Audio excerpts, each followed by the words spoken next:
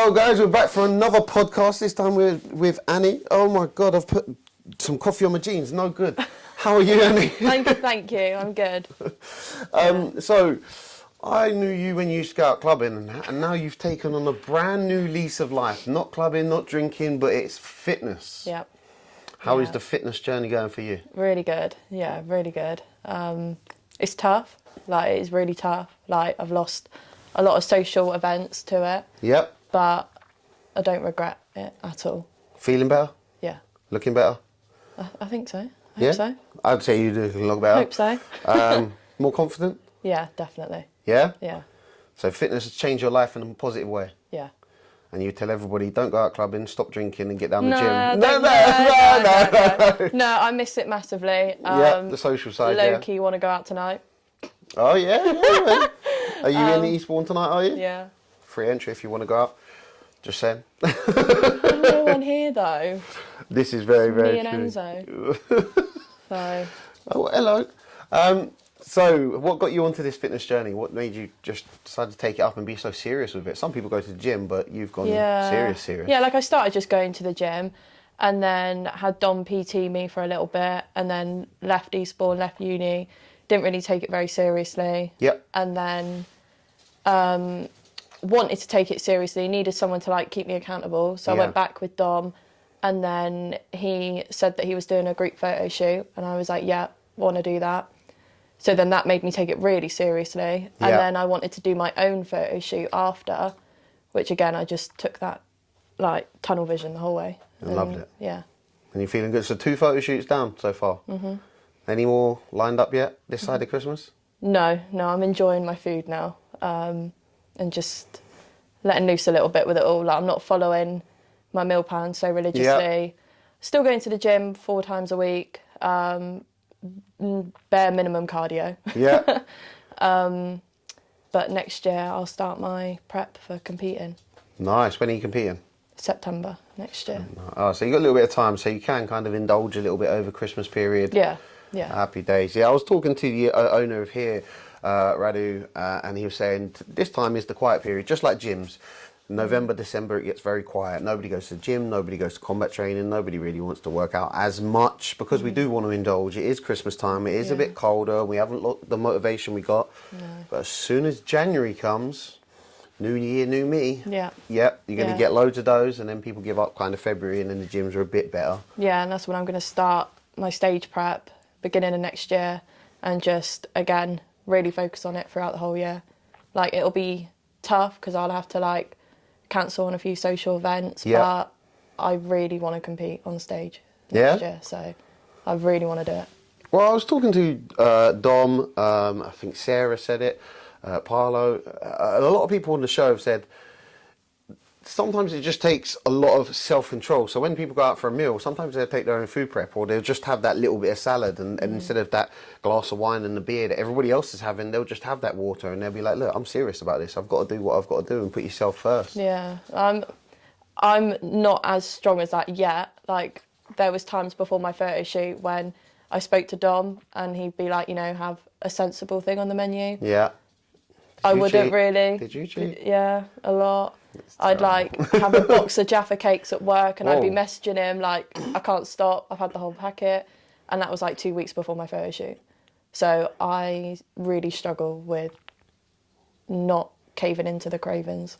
To be fair, I'm absolutely terrible with caving. So if there's a bit of chocolate around, I'm going to smash it. It's when I get in from, as you know, I do the doors. The downside to that is when I get in and it's 3:30, 4 in the morning, I have to religiously take food to bed. Yeah. No, even if I'm not hungry and I've been eating shit on the doors, I've got to have that. It's kind of a bad routine that you get into. And you eat and eat and eat, watch a bit of TV, and then you're like, why did I do it? Tomorrow's a better day. And then you get to the next day, and this whatever I can get my hands on. It'll be food prep, or I eat 2 of them, or a packet of biscuits, like you said. It's very, very easy to get down that route. Yeah, that was like me. Like, if something was cooking in the microwave, I needed to be eating something whilst it was cooking. Which is awful, but I just always needed to be eating something. Pre-food food. Yeah. That sounds good. To be fair, I spoke to somebody else the other day, and I said I went to Tesco's for a meal deal. So I went to Tesco's for a meal deal so I could go to the KFC drive-through, but I was hungry in Tesco's first. Right. Food. I nearly stopped at McDonald's today, but I saw the queue for it, stopped myself, so I did actually go into Tesco and get a meal deal.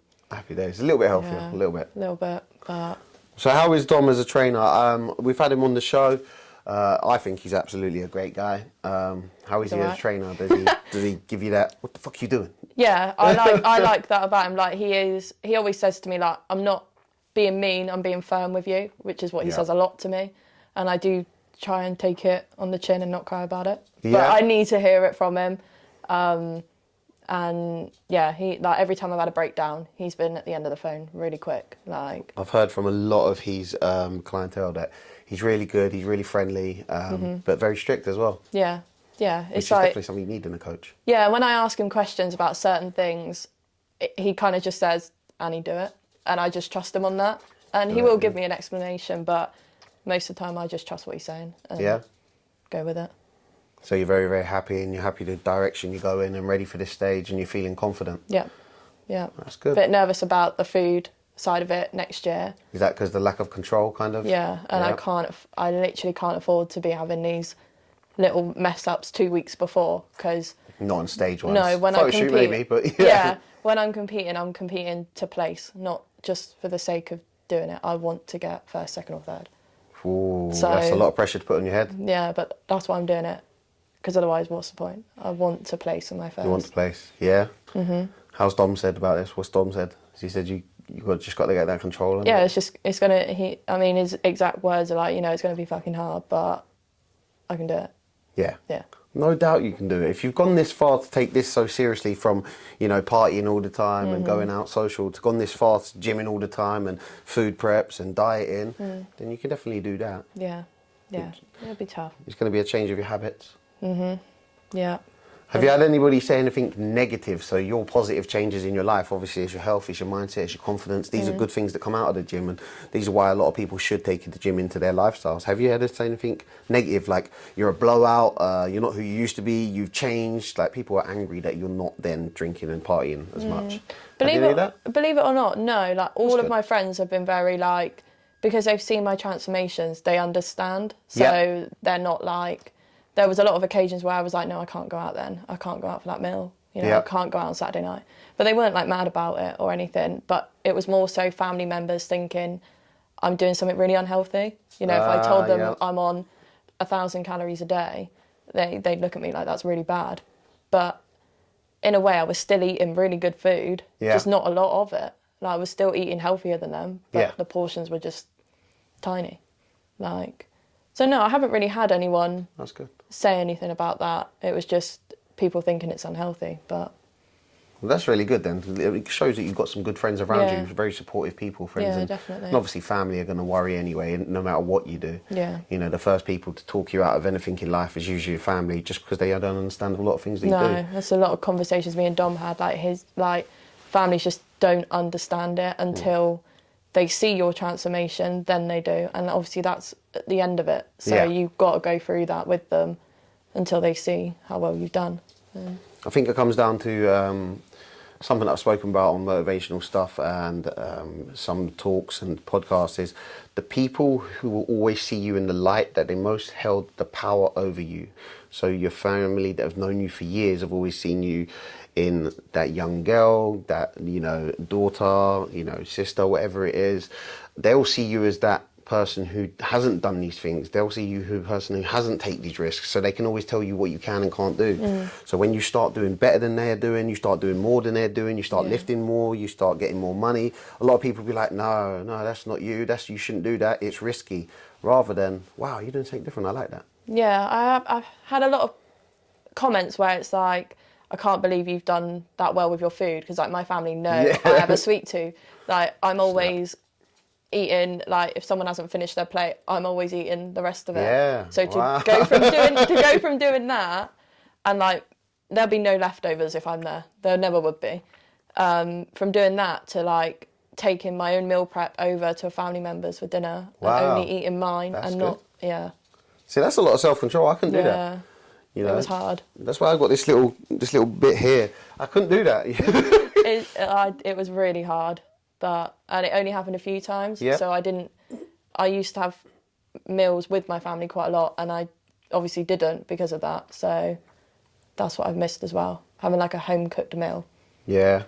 That's what I've missed. There's a lot of meals. So with meal preps, I think a lot of people see it as it's going to be plain rice, plain chicken, and that's it. But I really, really, truly believe in a lot of herbs, a lot of spices, a lot of stuff that you can just add, and it doesn't give you extra calories. It doesn't give you loads of shit. You don't have to deep fry it, but you can have so many different flavors, and you can still just have your peppers, your tomatoes, your broccoli, your if it's chicken or beef. Yeah. And people don't understand that. They just see it as, oh, you're eating broccoli again. Oh, you're eating chicken again. Yeah. You can spice it up. You can have different flavors. Yeah, I mean, I don't want to say this, but I am the worst cook. I can't cook. And Dom knows this. And so when it came to meal prep, it was always very simple. Like, I actually never had rice in any of my meals before my photo shoot. It was always chicken, broccoli, sweet potato, and baby potatoes. Just kept it really basic because I just hated cooking. I hated the meal prep. And every time I meal prepped, I would always send a photo to Dom because I just felt really accomplished that I'd done it. Like, high five. But yeah, I never actually got bored of my meal preps, my food, like, because I was always hungry. I always enjoyed it, so I didn't get bored of it at all. Well, that's good. Yeah. I think a lot of people would definitely do a lot better in life when they meal prep. When I post meal prep onto my socials, it's not often. I always hear from somebody else who says, oh, you inspired me to do a bit of meal prep. And people will be like, oh, why are you posting food? Because you never know who you're inspiring. Like when you go to the gym and you post your gym stuff, or you've got your gym account and you put that up, there's people around you who used to probably drink with you, who used to party with you, who used to go out with you, who do other social things with you, and you've made that change. That's probably inspired them to go to the gym a little bit more. That's inspired them to have that nicer meal. That's inspired them to do something different. So we don't realise the ripple that we've got around us. Yeah. Has anybody said that to you, that you've inspired them to do something, or they like the changes that you're doing? Yeah, I've had a few messages from people that like my meal prep has motivated them, or more so they're kind of like, I wish I could do that. I wish I could do that. And when I started promoting, started my online coaching, I had quite a few messages from girls like, oh, I'd love to do this, but I'm not motivated. Or I'd love to do that, but I know I won't do it. And that's what's frustrating, because they clearly don't want it that much. Yeah. Otherwise, they would have a better attitude towards it. So it's like when they say to me, oh, I really want to do that, but I can't be bothered, then I almost want to say, then you really don't want to do it. Yeah, that's what you should say. Yeah. Yeah, fuck them out. We've come on this subject a lot on here, and it's, if you're offended, fuck you.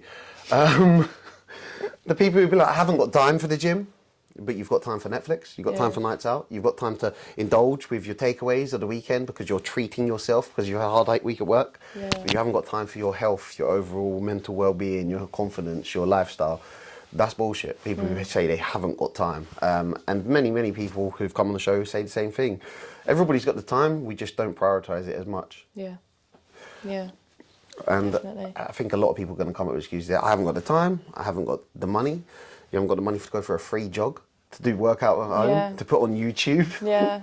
People will come up with the most amount of excuses with the least amount of effort, just so they can say that they would, but they couldn't. Yeah.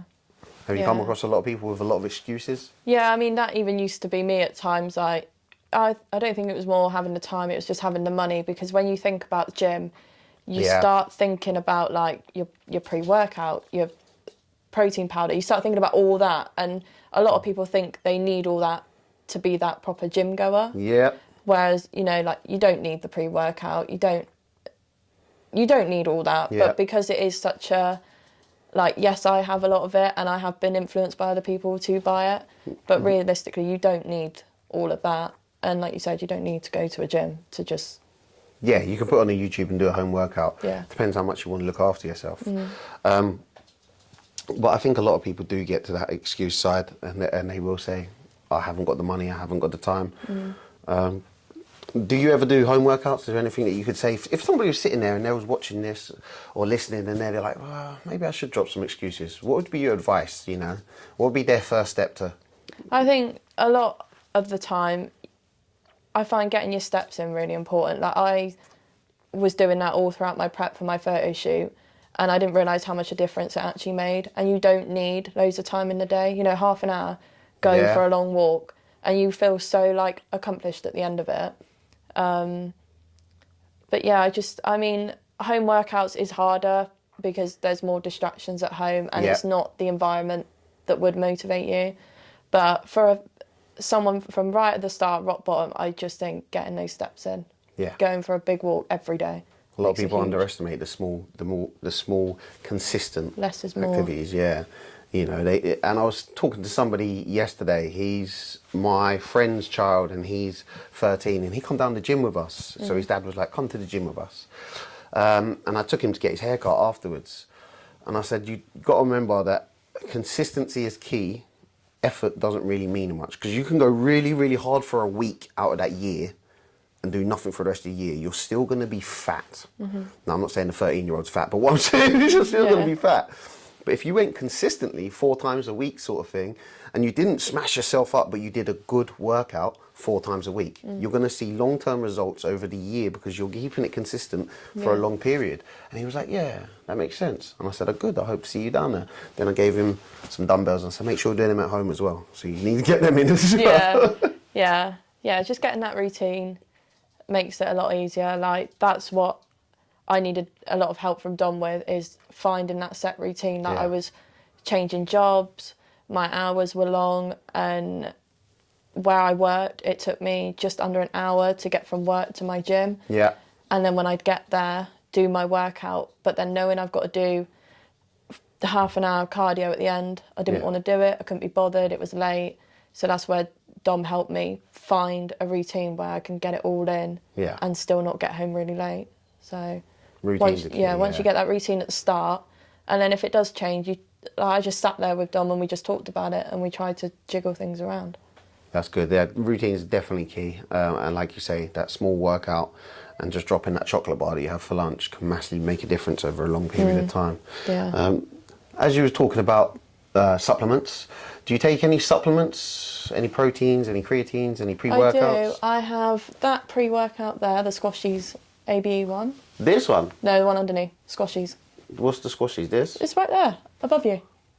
That one? Yeah. Oh, AB Squashies. Yeah, so I have that as my pre-workout. Drumstick Squashies. Oh, those are those sweet flavours. Yeah.